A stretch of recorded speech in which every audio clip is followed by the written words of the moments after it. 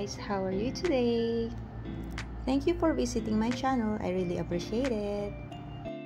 So today, we will be making pan-seared shrimp with garlic, honey, and butter sauce.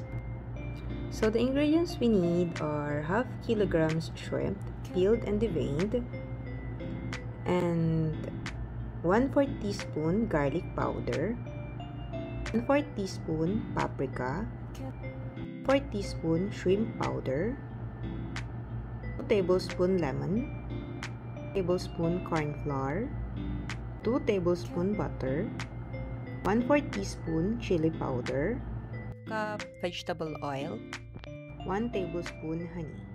We'll start now with a bowl. We will toss the shrimp, and then we'll add in shrimp powder, chili powder, paprika, garlic powder, and mix it up. Then, in a heated skillet, we will have oil over high heat until smoky. And then, we will add the half of the shrimp to the pan in the single layer and cook until edges turn pink about a minute.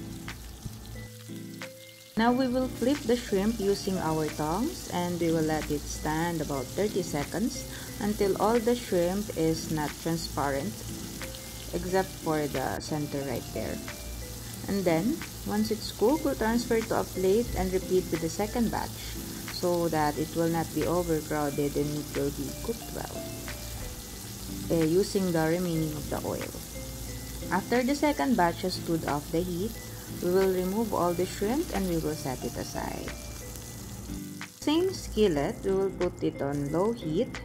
We will pour the corn flour, which was diluted in half cup of water, and then we will pour in the lemon, salt and pepper according to your taste, the honey, butter, till it becomes a roux or thick sauce. So there you go, pan-seared shrimp with garlic, honey, and butter sauce.